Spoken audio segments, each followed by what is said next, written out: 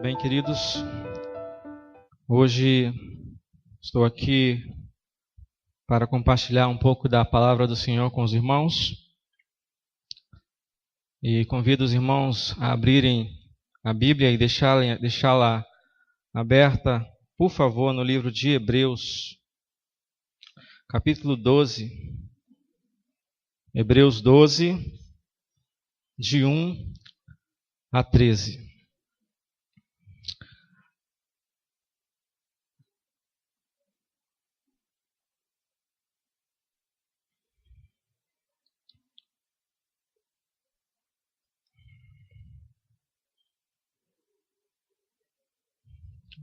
Volta. A grande ideia para a mensagem de hoje é: na corrida cristã, vença o desânimo e corra com perseverança rumo à bendita esperança. Na corrida cristã, vença o desânimo e corra com perseverança rumo à bendita esperança. Vamos ler junto textos acompanhe apenas a leitura comigo, por favor. Texto de Hebreus 12, de 1 a 13.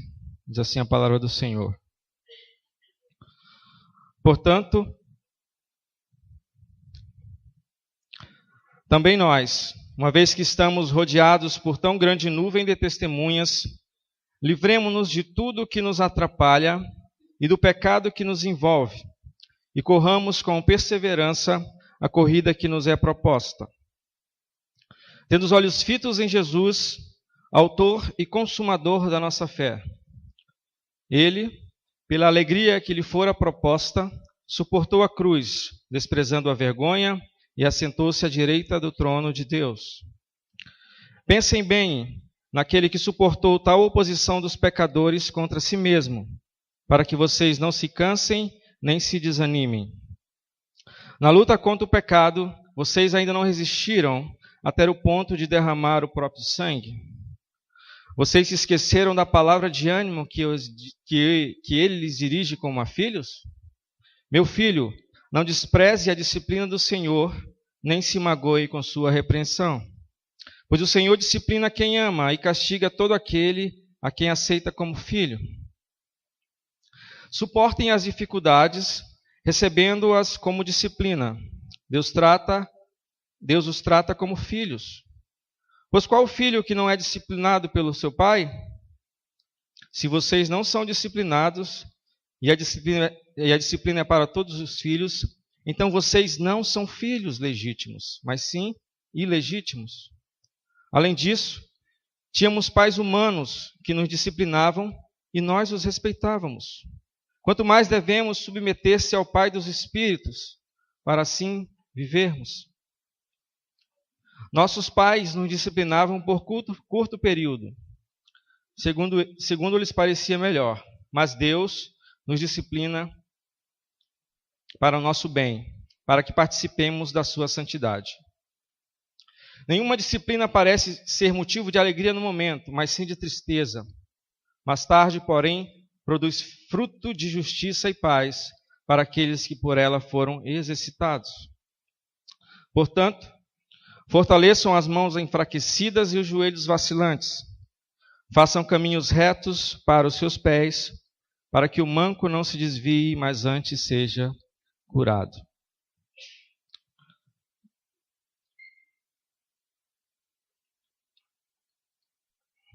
A boca resseca bastante com um ar-condicionado aqui. Queridos, a Bíblia descreve a nossa vida cristã, a nossa caminhada com o Senhor, usando metáforas, usando comparações, usando figuras de linguagem, não é?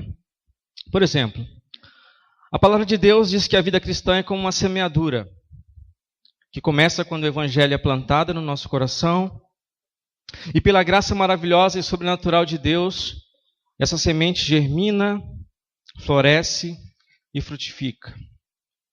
Frutifica em arrependimento e em fé, em obediência ao Senhor. E os frutos dessa semente devem permanecer por toda a nossa vida. Por toda a nossa vida devemos frutificar, devemos cuidar dessa semente para que cada vez mais ela produza mais e mais frutos e frutos que permaneçam. A Bíblia também compara a vida cristã como uma família, da qual nós não nascemos fazendo parte. Nós não nascemos fazendo parte dela. Mas Cristo vai lá e nos adota, nos resgata como filhos dessa família. Isso é maravilhoso. É fruto do amor e da graça de Deus. E quando o Senhor nos chama para a sua família, nós aprendemos a viver juntos, como estamos aqui hoje, em comunhão, nessa comunhão maravilhosa, num só corpo, o corpo de Cristo. Unidos, e um dia estaremos unidos para sempre, na presença do Pai. Amém? A Bíblia também fala que a vida cristã é como um reino, do qual todos nós nascemos inimigos. Mas através do perfeito sacrifício do Filho de Deus, fomos alcançados e transportados para esse reino e feitos servos do grande rei. E como cidadãos e servos deste reino, é preciso que a cada dia nós conheçamos mais esse Senhor, mais esse Rei, para servi-lo e agradá-lo. A Bíblia também fala de forma metafórica que a vida cristã é uma batalha. Alguns meses atrás eu falei sobre isso no livro de Efésios, que a vida cristã é uma batalha e que nós não devemos nos revestir da armadura de Deus para permanecer firmes e inabaláveis no dia mau. E há muitas outras imagens, analogias e comparações de como é ou como deve ser a vida cristã, a caminhada cristã. Mas hoje, no texto de Hebreus, nós veremos que a vida cristã é uma corrida, é uma maratona.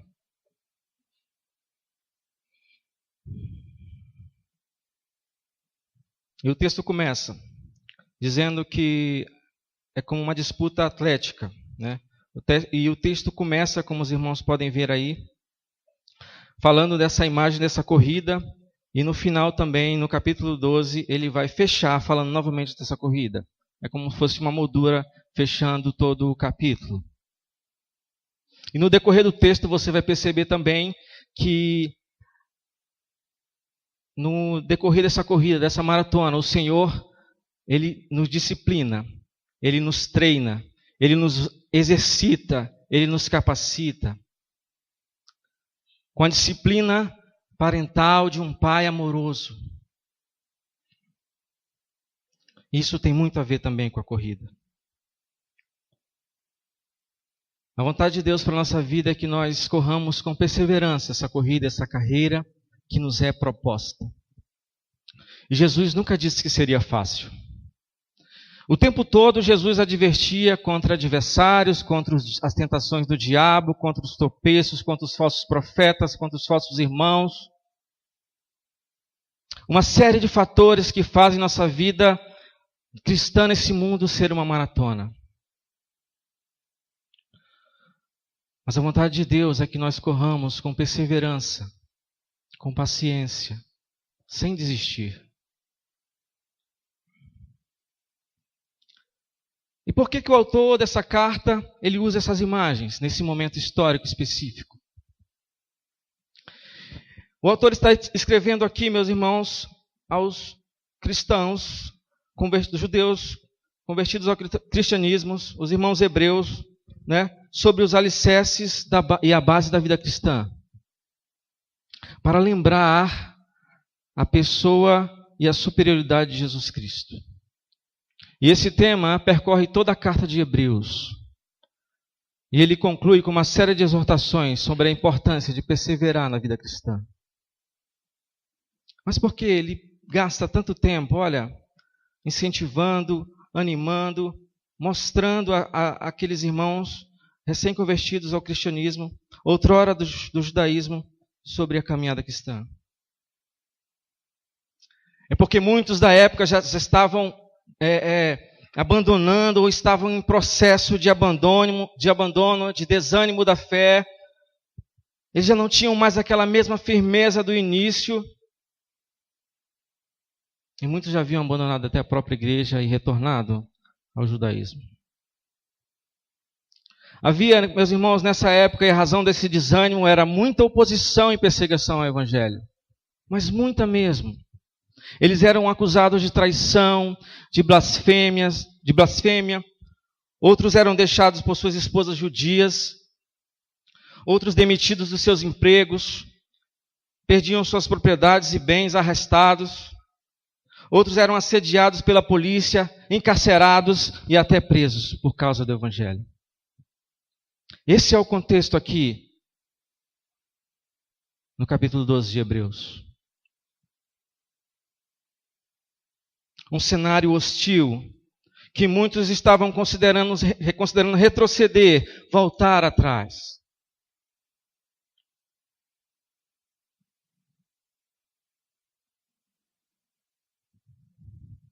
E do capítulo 1 até o 10 de Hebreus, Jesus fala que Jesus é superior a esse judaísmo. Fala da nova aliança que agora eles têm em Cristo Jesus. O Messias, tão esperado, que veio. E no capítulo 11 ele vai falar dos exemplos do Velho Testamento. Dos exemplos de fé, para mostrar aos judeus convertidos ao cristianismo, os exemplos de fé e de perseverança, aqueles que venceram, aqueles que correram e venceram. E ele vai usá-los como inspiração também.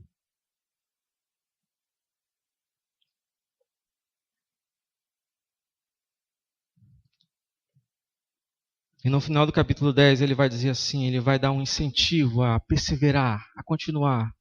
Olha o que diz Hebreus 10, 39.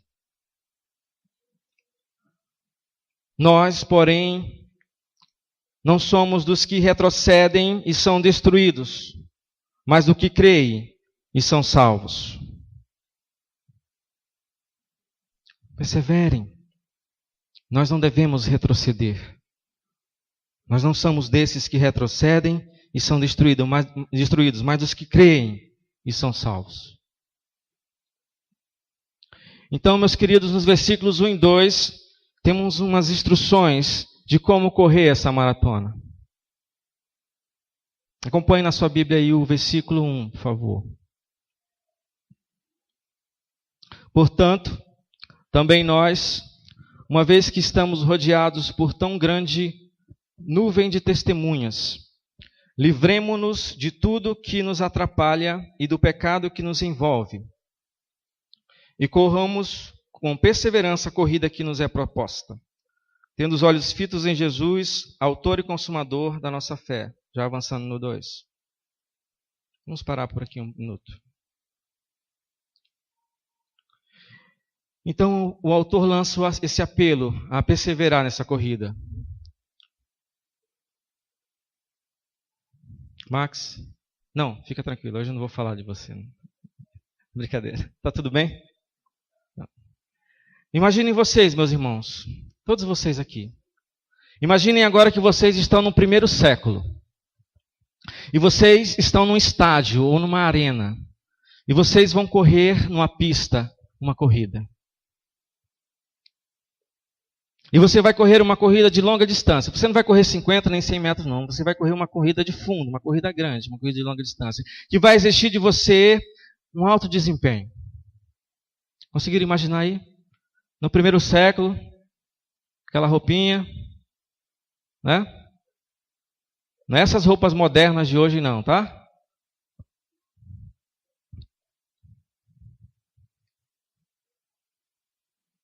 E o que você precisa saber para ir nessa corrida? Para cumprir o objetivo, para chegar no alvo. Nos versículos 1 e 2, vamos ver 3 estratégias, digamos assim. 3 métodos. 3 instruções.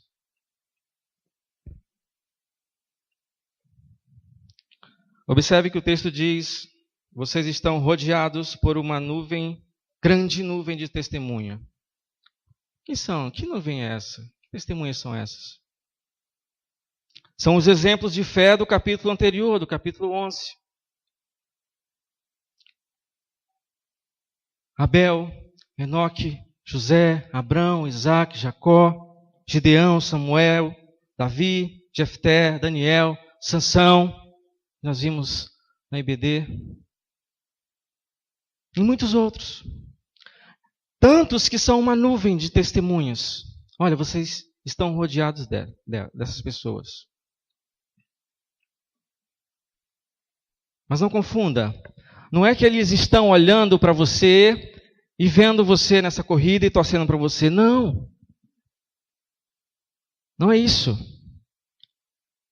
Essa é a interpretação da Igreja Católica, que usa esse versículo, um dos versículos, para dizer que essas pessoas, os santos, intercedem por nós.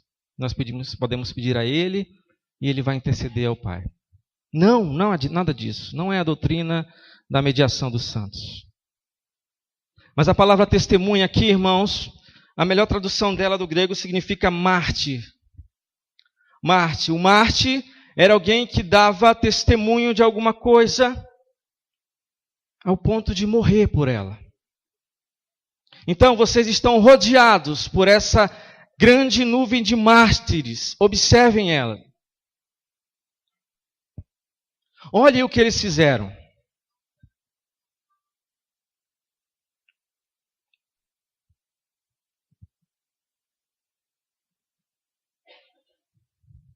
É essa galeria de exemplos de fé do capítulo 11. E ele está dizendo que essas testemunhas são como uma inspiração para nós. Eles dão testemunho da verdade de Deus, essas pessoas. Eles deram esse testemunho.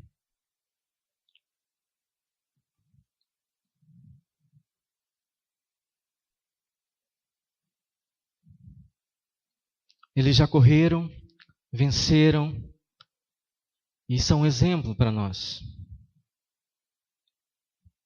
E agora é a nossa vez de correr. Então você está correndo, você está lá no estádio, você está na arena, rodeado desses exemplos dos heróis da fé, tendo eles como um incentivo. Então ele fala isso, olha, não desanimem. Observem eles. Eles conseguiram. Mas para se inspirar nessas pessoas, é necessário ler a Bíblia, estudar a vida deles. O testemunho deles está lá. Eles dão testemunho do Senhor. E por que parar só nesses exemplos do Antigo Testamento, não é?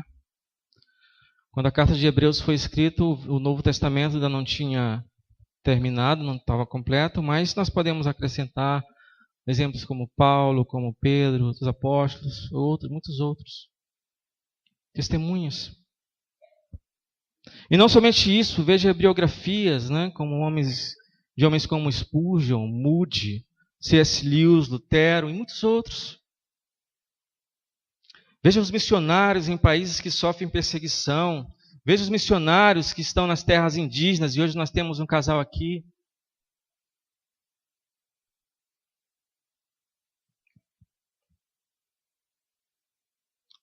Vejam o sofrimento, a perseguição, as dificuldades, as agruras que eles sofrem.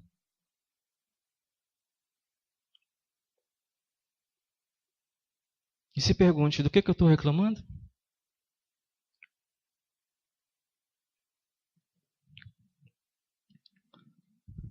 Eles não desistiram, do contrário, perseveraram. Entrando na história da igreja, os reformadores, muitos que na época foram perseguidos, morreram por causa do Evangelho. Os puritanos, ontem eu estava aqui na igreja à noite e ouvi os jovens reunidos, e o tema do estudo de ontem era a vida dos puritanos. É isso? Exemplos de fé que testemunharam da verdade de Deus.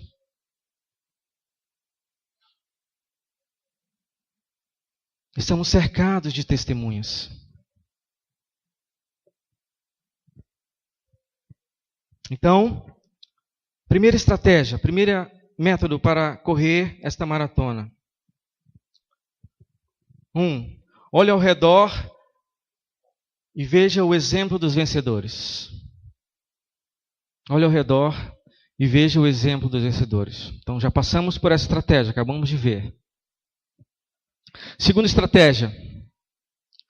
Olhe para si e livre-se do que te atrapalha.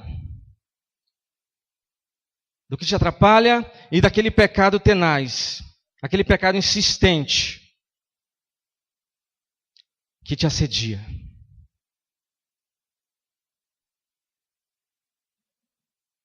Olha só, versículo 1 ainda, me acompanha aí. Vocês, portanto, também vós, uma vez que estão rodeados por tão grande nuvem de testemunhas, livremo-nos de tudo que nos atrapalha e do pecado que nos envolve. Tudo.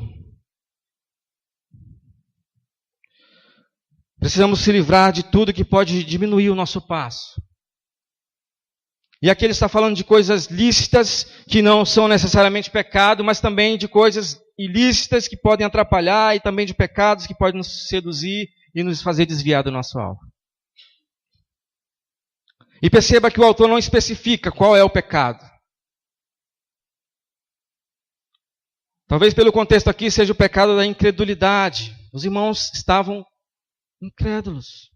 Eles ouviram a verdade do Evangelho, eles ouviram sobre o Messias, mas não estavam suportando a perseguição, o sofrimento.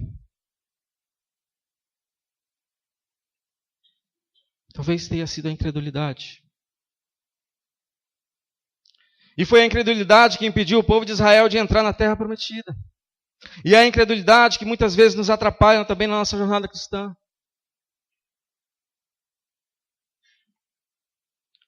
Mas o autor parece querer que nós tenhamos uma visão mais abrangente. Uma cosmovisão aqui, que ver aquilo que não atrapalha. Porque o que me atrapalha pode não atrapalhar o Kaique. Ou vice-versa. Então olhe para si. Faça uma autoanálise, um autoexame.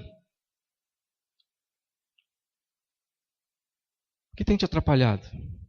Que pecado tem te assediado? Que peso você tem carregado nessa maratona?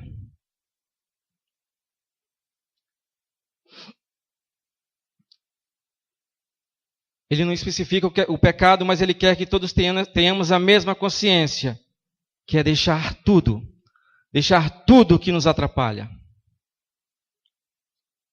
Seja a incredulidade, o desânimo, a falta de fé, a murmuração, a reclamação, deixe tudo isso de lado.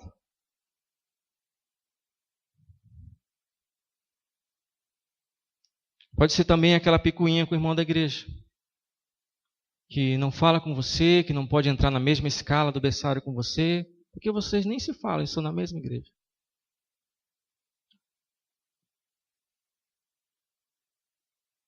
Pode ser porque o irmão não pegou na sua mão, não te comprometeu, olhou de olho torto, marcou com você e não foi. Você passa 3 meses sem ir na igreja. Deixe isso de lado. Caprichos, picuinhas, dependência do homem. Visto que Abraão, Isaac, Jacó, Jefité e muitos outros testemunharam de forma tão poderosa e foram um exemplo de fé, deixa essas coisas que te atrapalham.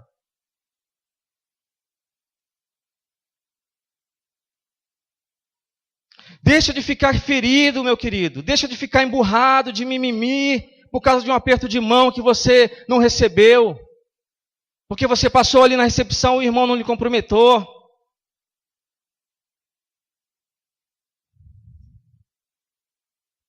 Ele é pecador, igual a você. Igual a mim. Deixa isso de lado. Isso atrapalha.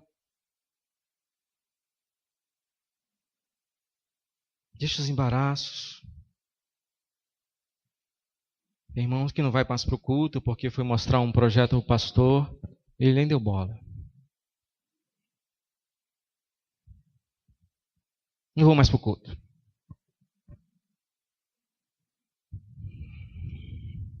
Querido, se alguém não falar com você e isso mexer com a sua fé. Se alguém não for te visitar, e isso mexer com a sua fé. Se alguém não te cumprimentar, e isso mexer com a sua fé, é hora de reconhecer que você anda mal das pernas. Você anda mal das pernas e isso vai atrapalhar a sua caminhada cristã. Que fé é essa? Que depende de homens. Que é influenciada por homens. Que depende de homens e não de Deus.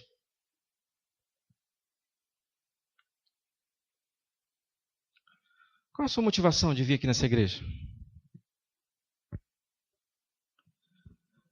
Lendo as cartas dos pedidos de membresia dos irmãos aqui, muitos, 99%, eles falam do que o Evangelho tem feito na vida deles e de como o amor e a fidelidade à sã doutrina têm impactado suas vidas. Eles dizem, eu quero congregar aqui.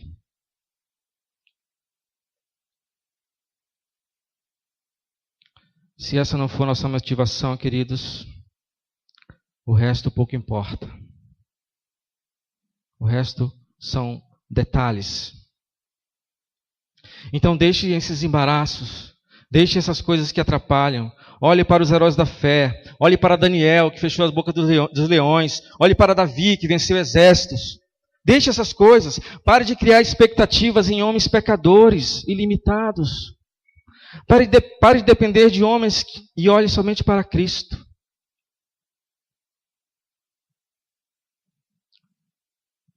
O que mais tem atrapalhado a sua corrida? O que mais? Pode ser também o apego aos bens materiais. Deixe isso de lado. Muitos são atrapalhados também e desanimados por causa da culpa. A culpa nos deixa pesados, não é? Nos deixa com um fardo nas costas, com um sobrepeso. E a causa da culpa é o pecado. Então devemos nos livrar desse pecado, mas para isso eu preciso tomar uma atitude genuína de arrependimento e fé. Confessar esse hábito pecaminoso, ser perdoado pelo Senhor e assim ter leveza na alma. Correr sem peso, leve. Tranquilo.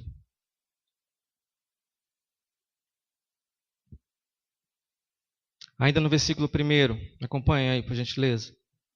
Depois, na nuvem de testemunhas, depois daquilo que nos atrapalha e do pecado que nos envolve, a parte 3. Corramos com perseverança a corrida que nos é proposta. Agora é hora da perseverança. Você já olhou os exemplos, você já deixou aquilo que te atrapalha, você já se livrou daquele pecado que insistentemente te assedia, agora você vai correr com perseverança.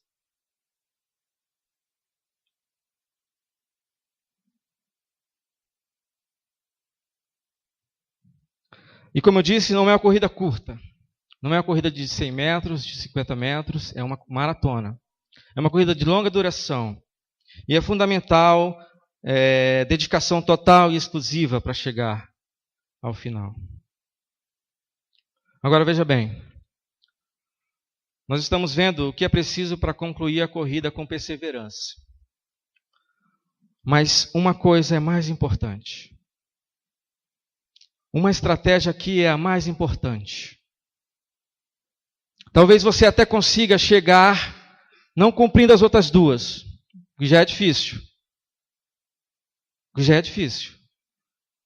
Mas a mais importante, a estratégia mais importante. Mais importante do que preparação, mais importante do que ver o exemplo dos heróis da fé, é o foco. É o foco. Onde você está mirando o seu olhar? Qual a sua motivação? Para um corredor, nada mais é importante do que ter os seus olhos fitos na linha de chegada, no seu alvo final. E isso impede de ele querer diminuir o passo, de querer de olhar para a esquerda, olhar para a direita e se desanimar e acabar não concluindo. É o foco. A terceira estratégia e a mais importante. Olhe para o exemplo maior. Jesus Cristo. Olhe para o exemplo maior. Jesus Cristo. Ele é o Christus Victor. O Cristo vencedor. Versículo 2 diz: tendo os olhos fitos em Jesus, não em homens, não no pastor,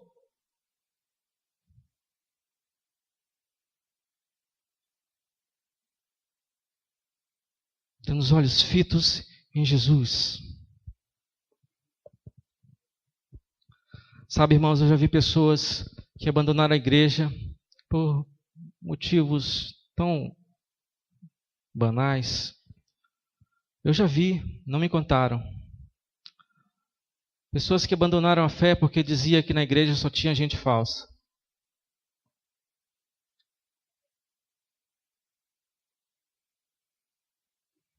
Já vi também pessoas dizerem que não vê muita coisa não em Paulo, no apóstolo Paulo. Não vê muita coisa não em Davi, né? Olha o que ele fez. Não vê muita coisa não. A Paulo era arrogante, Davi era sanguíneo. Não vê muita coisa não em Sara.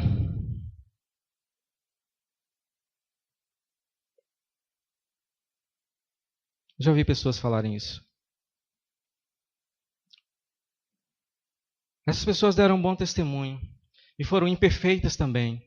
Essas pessoas são nós. Eles mentiram, eles traíram, eles foram imperfeitos, mas eles tinham uma qualidade: fé. Eles perseveravam na fé. E tinham um coração contrito em arrependimento.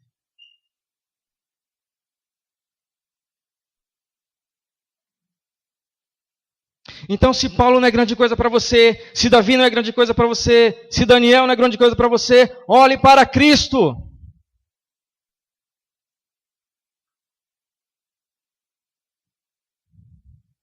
Ele é o exemplo maior, aquele que nunca pecou e foi um exemplo em tudo.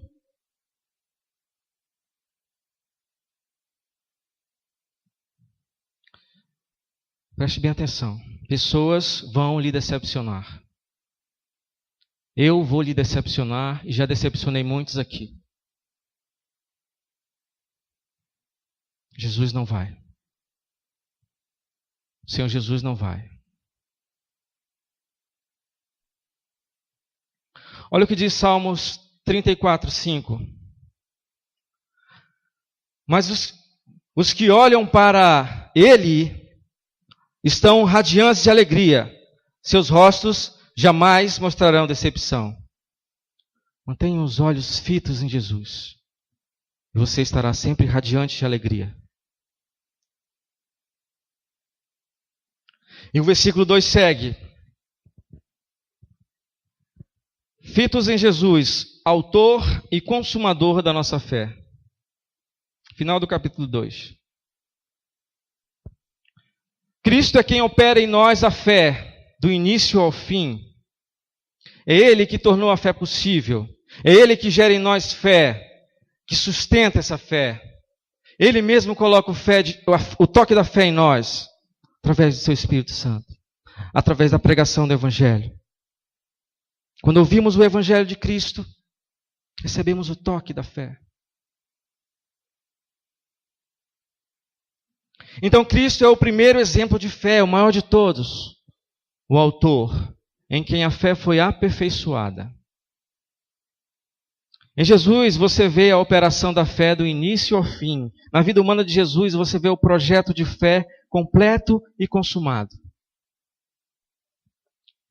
Ele veio a esse mundo como homem, ele viveu pela fé, e ele se relacionava com o Pai dele pela fé. Como diz o autor de Hebreus, desse livro que nós estamos vendo.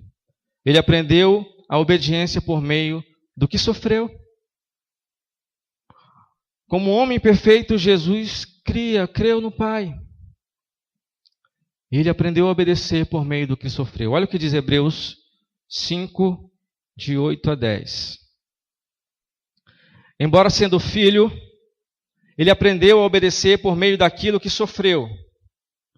E uma vez aperfeiçoado, tornou-se a fonte de eterna salvação para todos os que lhe obedecem, sendo designado por Deus sumo sacerdote, segundo a ordem de Melquisedeque.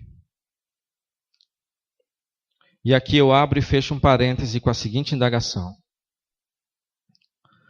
Será que nós temos aprendido sobre obediência com os nossos sofrimentos? Será que nós temos aprendido sobre obediência com os nossos sofrimentos?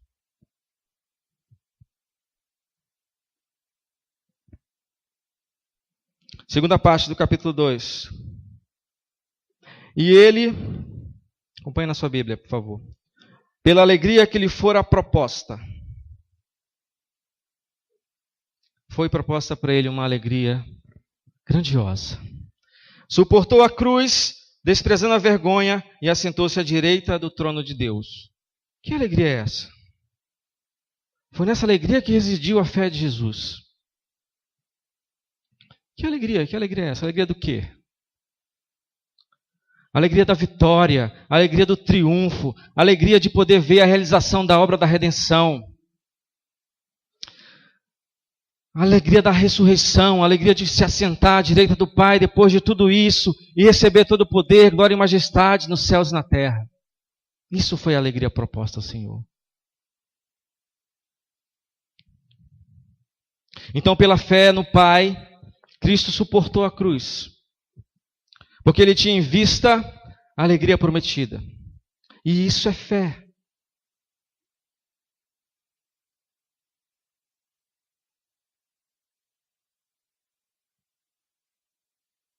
Certeza das coisas que se esperam.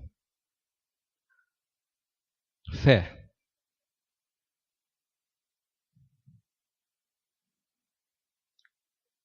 Então, queridos, olhe para ele. O exemplo maior é ele. Veja como ele correu a corrida para que vocês não se cansem nem desanimem. Do dia que Jesus nasceu até o dia que ele morreu, ele sofreu a oposição dos pecadores. Mas ele não desistiu. Ele não parou de pregar, ele não parou de fazer milagres, ele não parou de abençoar as pessoas, não parou de amar ninguém.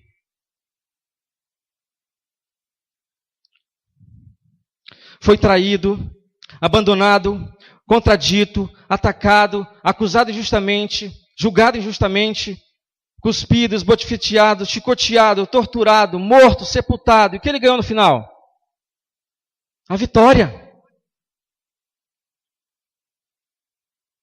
A vitória.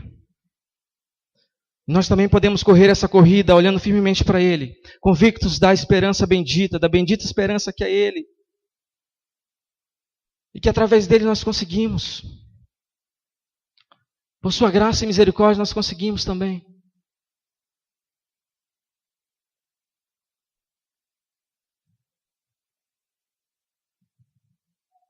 Versículo 3. Pensem bem. Algumas traduções dizem, considerem atentamente. Então, querido, pensa bem naquele que suportou tal oposição dos pecadores contra si mesmo, para que vocês não se cansem nem desanimem. Deus não quer que você desanime. Mas pensa bem no que ele fez, no que ele suportou, no sofrimento dele. E assim, você não vai desanimar. Considerem, avaliem, pensem bem, queridos, atentamente no que Cristo sofreu. E observem só que o texto fala, pensem bem, não fala só pensem. Pensem no que Cristo sofreu. Pensem bem. É expressiva aqui a expressão, sendo redundante. Considere atentamente.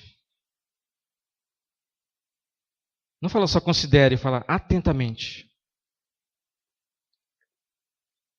Nenhum homem jamais sofreu como Cristo.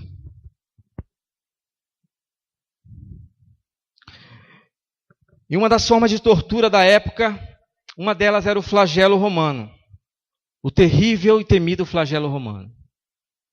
Era um chicote com tiras de couro, e no final de cada tira tinha mais 3 ramificações. Em cada ramificação dessa tinha uma bolinha de metal, de chumbo, na outra tinha ossos de animais, e na outra tinha pedaços metálicos pontiagudos.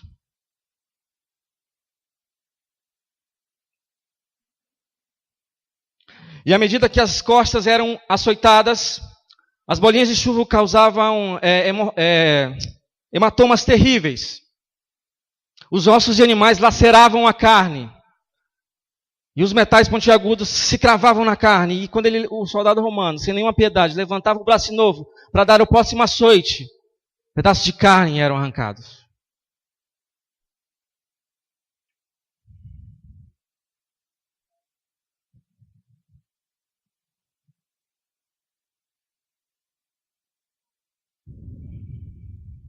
Não bastasse isso, não bastasse o sofrimento físico, aquele que era ligado em amor com o Pai por toda a eternidade, aquele que sempre existiu com o Pai por toda a eternidade, que tinha um relacionamento de amor eterno, uma ligação eterna, teve que se despir de sua glória, do seu poder, em obediência ao Pai. Talvez esse foi o maior sofrimento que ele passou. O Pai e o Filho ligados eternamente. E agora temporariamente separados. A ira do Pai teve que cair sobre ele.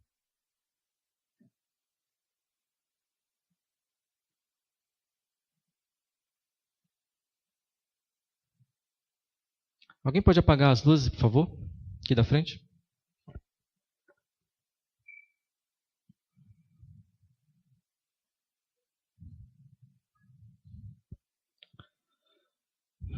Queridos, pensem bem, considerem atentamente o perfeito sacrifício do Filho de Deus.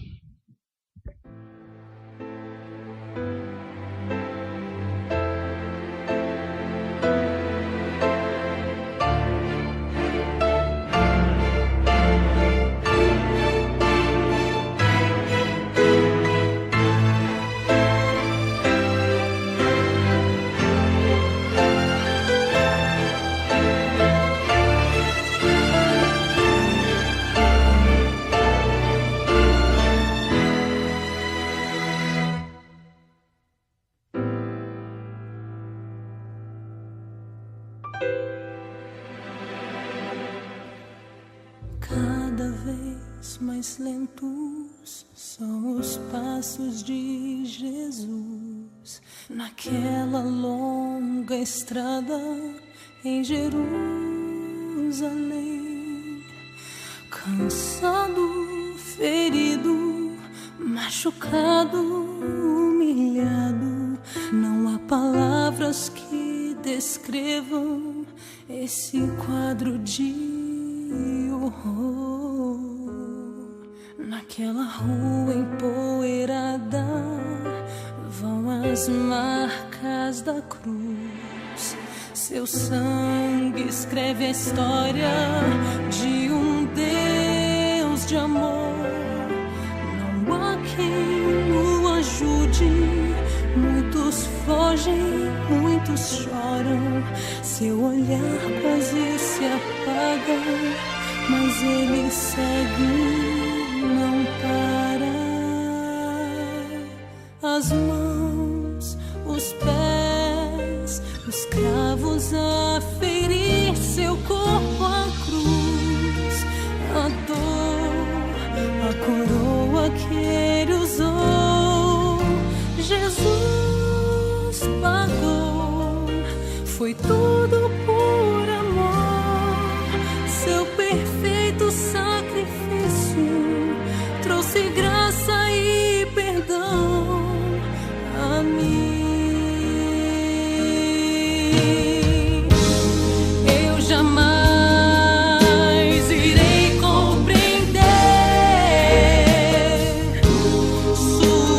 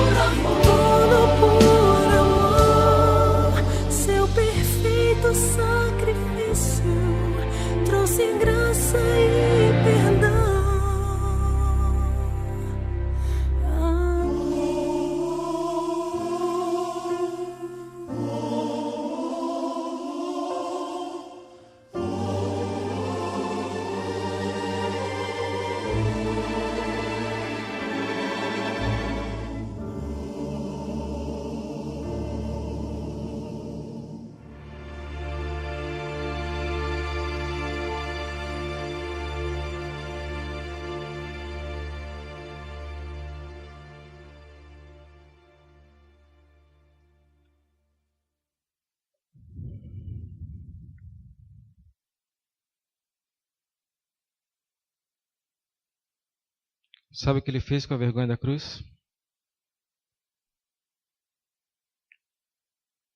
Vamos voltar um pouquinho na parte B do versículo 2.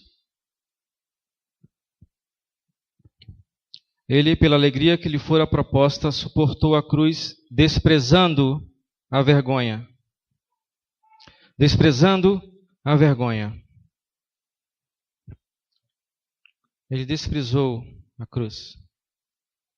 Aquilo que era para os homens a forma mais humilhante de morrer. Aquilo que humilhava mais o ser humano, a morte de cruz.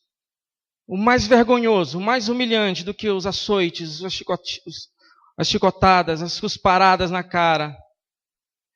Ele desprezou tudo isso. A tentativa do mundo de humilhá-lo foi desprezada por ele, pela alegria proposta. Pela alegria que lhe fora proposta. E Deus o honrou por isso. E ele venceu a morte e está sentado à direita de Deus. Nem mesmo a tentativa mais contundente de humilhá-lo, de humilhar o Filho de Deus foi capaz de ofuscar a sua glória. Porque ele é o Christus Victor.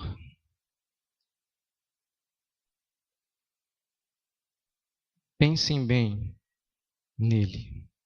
Veja o quanto ele sofreu, como ele desprezou a vergonha, como ele correu, como ele triunfou.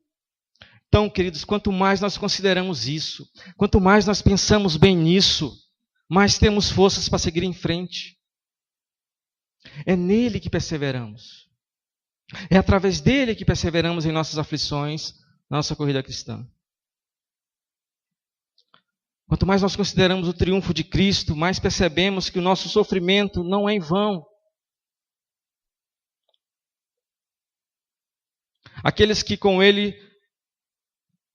sofrem com Ele, também triunfarão com Ele. Aqueles que sofrem com Ele, também triunfarão com Ele. Então, queridos, não tire os olhos de Cristo. Não importa o cenário que está na sua vida. Talvez hoje você esteja passando por um sofrimento inimaginável. Talvez hoje você esteja numa luta que parece que nunca vai ter fim. Não importa o que você está passando, não tire os olhos de Cristo. Porque se você tirar, você vai desanimar e você vai se cansar.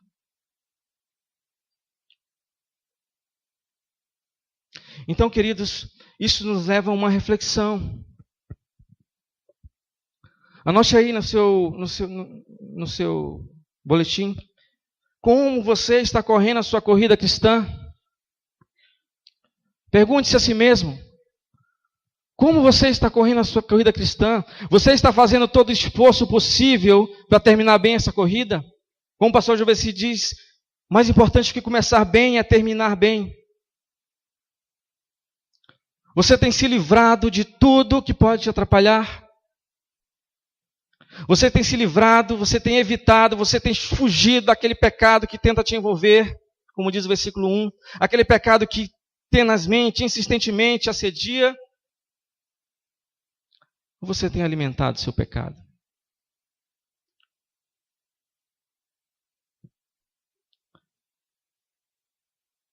A todo instante nós devemos nos perguntar se isso aqui vai me ajudar ou vai atrapalhar. Esse projeto profissional vai te ajudar ou vai te atrapalhar? Essa série do Netflix vai te ajudar ou vai te atrapalhar? Esse trabalho que você quer fazer nas horas vagas para ganhar mais um dinheirinho, vai te ajudar ou vai te atrapalhar? Esse namoro, essa amizade, seja o que for, querido, se isso está exigindo mais atenção de você do que deveria, estou dizendo que essas coisas são erradas, mas se isso exige mais atenção de você do que deveria, se a resposta for sim, livre-se disso. Você pode estar perdendo o foco. Você pode estar perdendo o foco. Então essa maneira de pensar, de murmurar, de reclamar da provisão do Senhor, do maná que desce do céu, essa mágoa do seu irmão, essas coisas estão fazendo sua fé retroceder. É um peso desnecessário. Não deixe nada que ficar entre o seu caminho e o caminho do Senhor. Não deixe essas coisas atrapalharem. Deixe isso de lado. A Bíblia fala aqui, ó. Livre-se disso. Livremos-nos de tudo que nos atrapalha.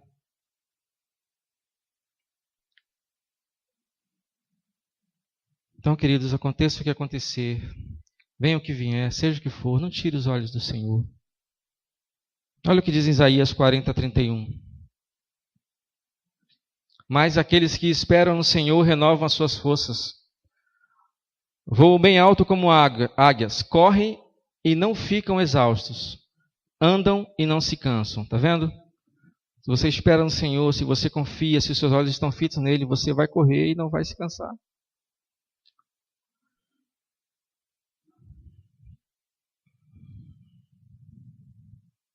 Versículo 4. Na luta contra o pecado, vocês ainda não resistiram até o ponto de derramar o próprio sangue. Nós ainda não resistimos ao ponto de derramar o nosso próprio sangue. E quando o autor fala isso, nós lembramos dos heróis da fé do capítulo 11, não é? Que lutaram, sofreram contra o pecado. E a gente se pergunta, será que eu estou sofrendo muito? Olhe para eles, veja o que eles sofreram. Não reclame tanto. Não reclame tanto.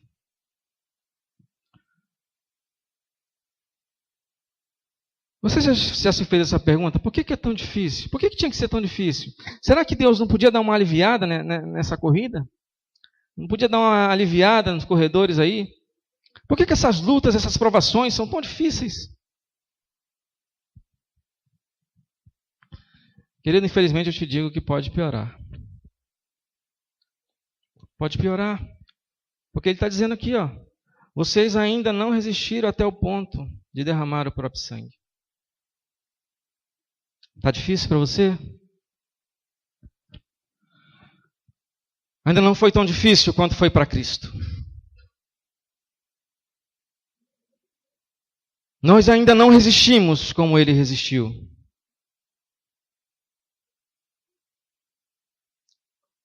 Mas calma. Agora vem uma mensagem de ânimo e de encorajamento. De um Pai amoroso que vai te treinar para essa corrida. Ele vai te disciplinar. Ele vai te manter em forma nessa corrida. Mas todo treino, toda disciplina, muitas vezes é dolorosa. Versículo 5. Vocês se esqueceram da palavra de ânimo que lhes dirigi como a filhos? Meu filho, não despreze a disciplina do Senhor, nem se magoe com a sua repreensão. Pois o Senhor disciplina quem ama e castiga todo aquele a quem aceita como filho. Então nós vemos aqui um pai amoroso, que disciplina os seus filhos visando o aproveitamento deles, o aperfeiçoamento deles. E em certas circunstâncias, o sofrimento é usado por Deus para corrigir alguma coisa, alguma falta em nós, para nos fazer crescer, para nos fazer amadurecer. E quando a Bíblia fala de sofrimento, ela usa também uma figura de linguagem como o fogo e a fornalha. O fogo ou fornalha. Nossa fé como um objeto precioso, o ouro e a prata, sendo colocada no fogo, sendo purificada através do fogo. E o fogo são as aflições. O fogo vai purificar e vai tirar tudo aquilo que prejudica a nossa fé e nos contamina. Lutas, tribulações, sofrimentos. Mas o Senhor nos ajuda e Ele nos corrige. E nessa época aqui, nesse contexto, na cultura hebraica oriental, os filhos eram criados debaixo de uma disciplina estrita. Não era uma rigidez brutal, não, mas era um amor que se preocupava demais com o caráter moral e a conduta dos filhos. Se preocupava até mais do que... Eles se preocupavam mais em deixar uma herança moral e espiritual para esses filhos do que uma herança material. Então eles eram bem estritos, né? Infelizmente, nos nossos dias, essa disciplina amorosa se perdeu um pouco, né? E ele faz a pergunta: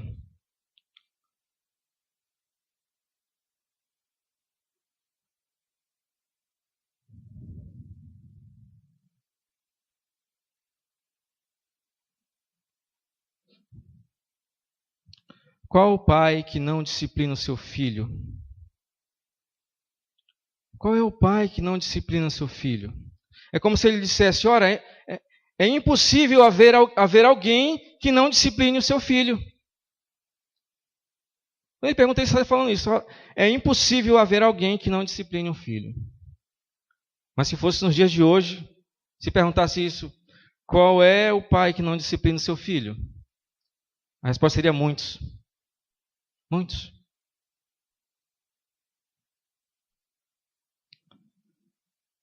A criança, quando ela está sendo disciplinada, ela pode esboçar 3 reações. E tem muito a ver com o versículo aqui. Acompanhe o versículo 5 aí na sua Bíblia. Não se esqueçam da palavra de ânimo. Esquecer é não prestar atenção. Sabe aquele menino, quando está sendo disciplinado, ele faz pouco caso, diz que não está doendo, nem doeu, né? Faz conta que não é com ele. Pode fazer o que quiser, não estou nem aí.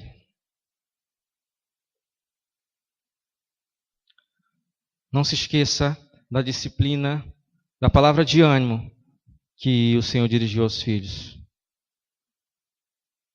Meu filho, olha a palavra, que palavra foi?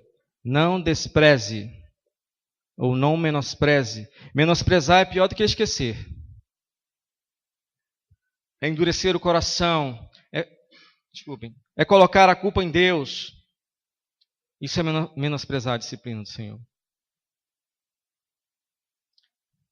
Muitos filhos agem assim, quando são disciplinados, ao invés de se submeter, ficam raivosos e colocam a responsabilidade nos pais. E o texto segue: não despreze a disciplina do Senhor, nem se magoe com a sua repreensão. Pois o Senhor disciplina quem ama e castiga todo aquele que aceita. Uma terceira reação na disciplina é o desânimo. Tem criança que, debaixo da correção, ela se enfraquece, ela fica apática, quer fugir de casa, quer ir embora de casa, quer mais nem saber dos pais. E exatamente a disciplina do Senhor, a disciplina bíblica é completamente o contrário. Quanto mais ele é disciplinado, mais ele se achega ao Pai, mais ele se submete ao Pai, mais ele ama o Pai. A atitude correta é nós nos submetermos, queridos. Não esqueça, não menospreze, não desanime. Quando a disciplina e o sofrimento chegar, lembre-se dessa palavra de ânimo. Não esqueça, não menospreze, não desanime. E o autor de Hebreus faz uma situação aqui praticamente idêntica desse texto com o trecho de Provérbios 3:12. Olha o que diz Provérbios 3:12. Quase a mesma coisa. Meu filho, pode projetar. Ali está, em Hebreus embaixo, em Provérbios ensina. Meu filho, não despreze a disciplina do Senhor, nem se magoe com a sua repreensão. Pois o Senhor disciplina quem ama, assim como o pai faz ao filho de quem deseja o bem. É para o nosso bem, queridos.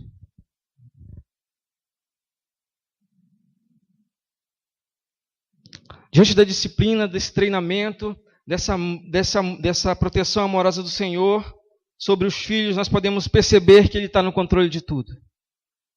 O Senhor controla todas as coisas, nada foge do seu controle. E os cristãos dessa época aqui, do contexto, estavam sofrendo forte oposição ao Evangelho.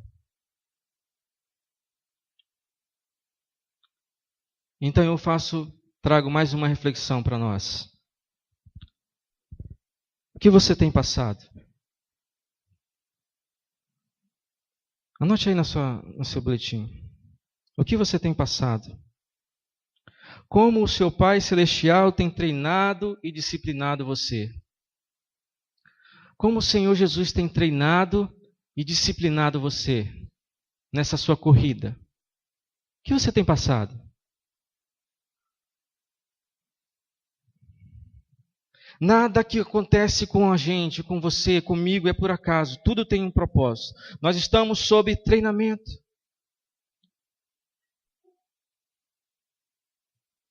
Eu sei que é difícil quando o filho está sendo disciplinado dizer é porque papai me ama. Na hora da taca, ele não consegue falar papai me ama. É porque papai me ama. Mas quando a dor, a tragédia, o sofrimento, o inesperado chegar, é o amor de Deus sobre você, queridos. É o amor de Deus, não é aversão, não é desprezo por você. Do contrário, completamente o contrário. É amor. É amor. Então não despreze esse sofrimento, nem se magoe, como diz o texto. Não se magoe com o Senhor, pois Ele disciplina quem ama. Esse é o nosso treinamento. Então, queridos, não fiquem muito alegres quando está tudo muito bem, não, porque o Senhor disciplina aquele que Ele ama. Você sempre vai estar sob treinamento.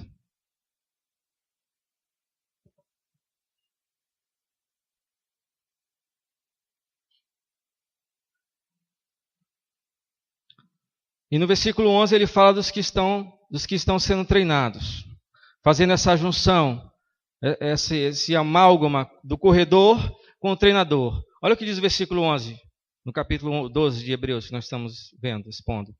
Nenhuma disciplina parece ser motivo de alegria no momento, mas sim de tristeza. Mais tarde, porém, produz fruto de justiça e paz para aqueles que foram exercitados. Produz frutos de justiça e paz para aqueles que foram exercitados.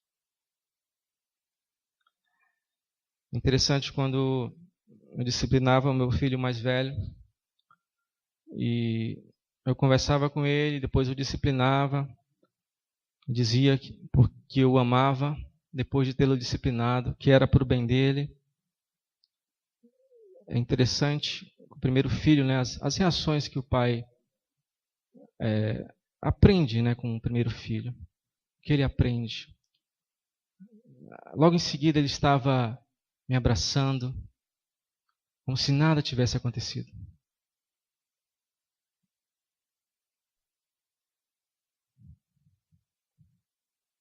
Já o menor, quando ia ser disciplinado, ele perguntava: quantas vai ser? Eu dizia: quantas você, dependendo do que ele tinha feito, quantas você acha que deve ser? Independente do que ele fazia, ele dizia: só uma. Ele não queria sofrer muito, né? Ele não queria sofrer muito, ele queria sofrer só um pouco. Quem nunca, né? Quem nunca? Então, queridos, já estou terminando. Versículos 7, 8 e 9. Vamos trabalhar um pouquinho neles. Eu sei que o texto é um pouco extenso, eu peço um pouquinho mais de paciência dos irmãos. Versículos 7, 8 e 9.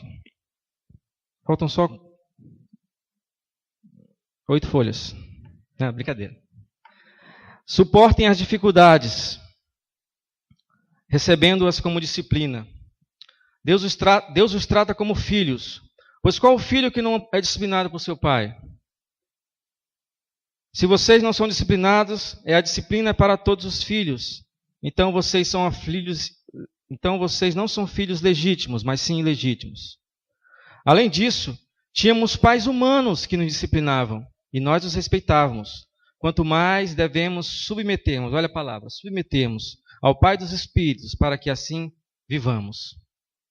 Nos submetemos, em consequência vivemos. Se desobedecemos ou não nos submetemos, se somos rebeldes, cansamos, fadigamos, morremos no meio do caminho, na beira do caminho.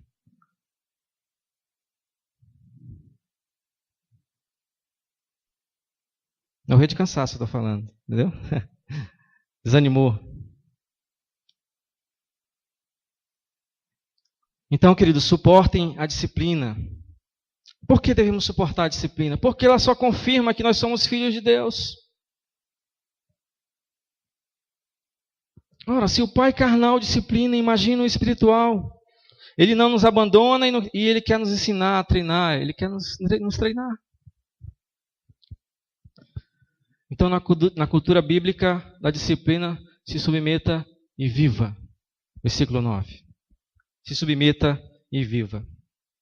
Mas a cultura mundana, ela diz assim: olha, não se submeta aos seus pais. Seja a sua própria autoridade. Essa é a disciplina do mundo. Então não se iluda se está tudo bem na sua vida. E você achar que por causa disso Deus lhe ama. É exatamente o contrário. Ele lhe ama porque as coisas não vão muito bem. E Ele está te treinando e te disciplinando.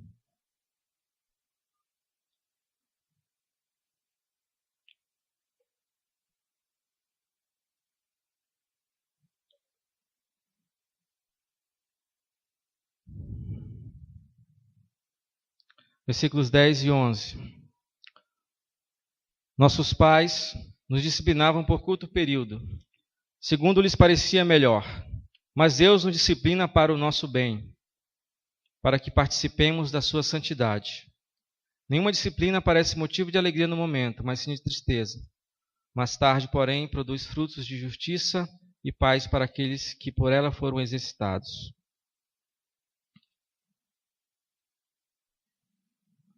Então, os nossos pais biológicos são limitados.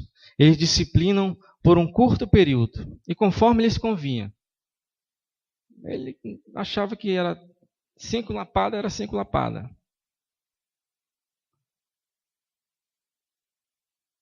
E às vezes nem dava certo. Às vezes eles nem acertavam. Ou eles eram omissos demais, ou às vezes eram excessivos demais com a sua disciplina. E talvez você esteja sendo omisso com seu filho porque seus pais foram excessivos com você. Mas nós temos um Pai perfeito, que nos disciplina por toda a vida, não só um curto período, de maneira equilibrada e perfeita. sem se omitir, sem se exceder, e ele nunca erra na dose. Tudo que ele faz é perfeito.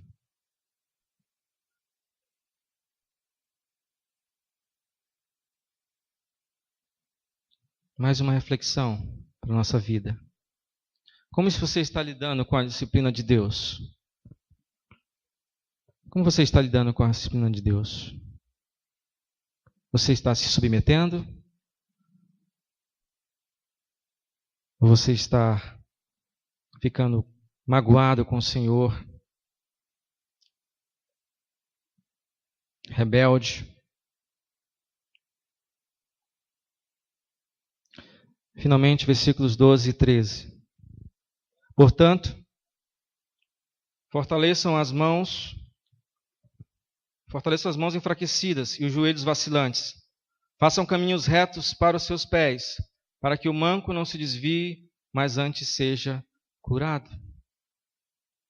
Então eu volto para a imagem da corrida. Então ele diz, fortaleça-se. Agora, querida, a corrida ela é individual, mas ela não é solitária. Né? O teu irmão está correndo do teu lado. E você vê que ele está desanimando, que ele está desfalecendo. Ajude ele. Ore por ele. Dê o seu testemunho. Seja exemplo para ele.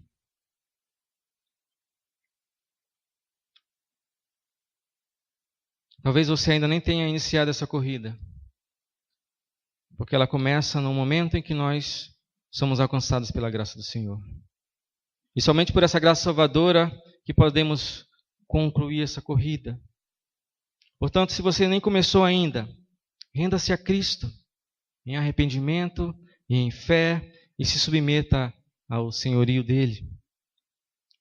Mas se você está nessa corrida e você estagnou, você retrocedeu, você sente que você está ficando para trás, disperso, desatento, desfalecendo, é porque você tirou os olhos do Senhor. Você tirou os olhos do Senhor.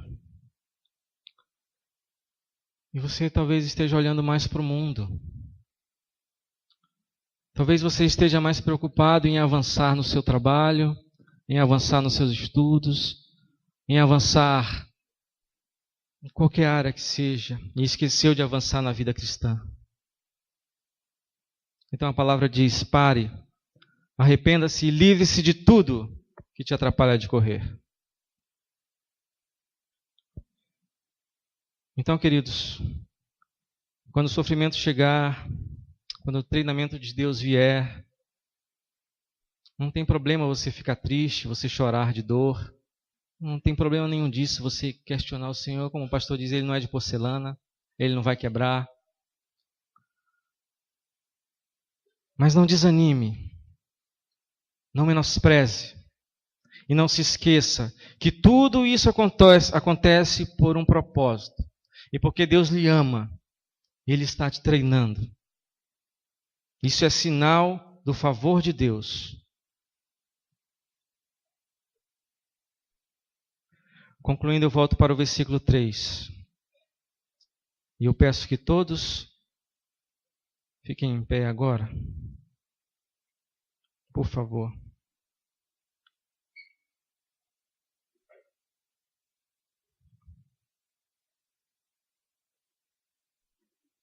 Vamos ler juntos o versículo 3.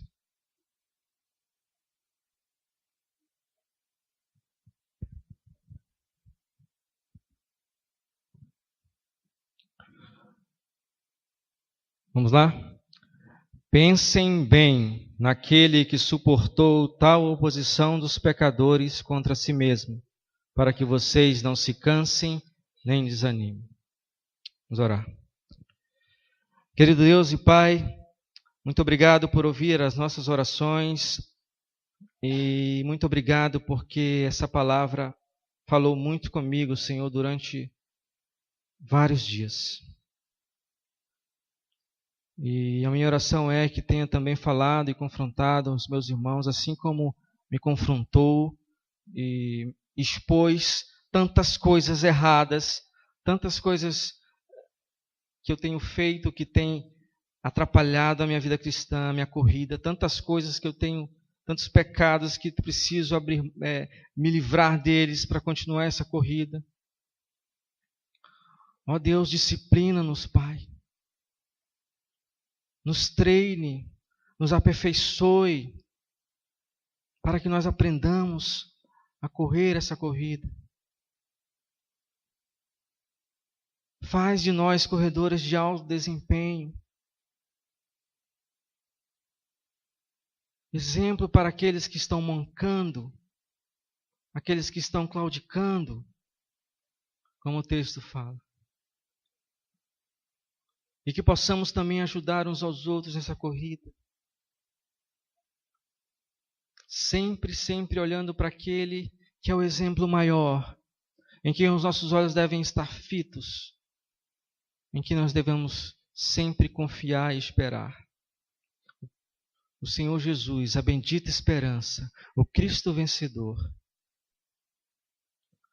Oramos gratos, ó Pai amado, pela Tua palavra. Em nome de Jesus, amém.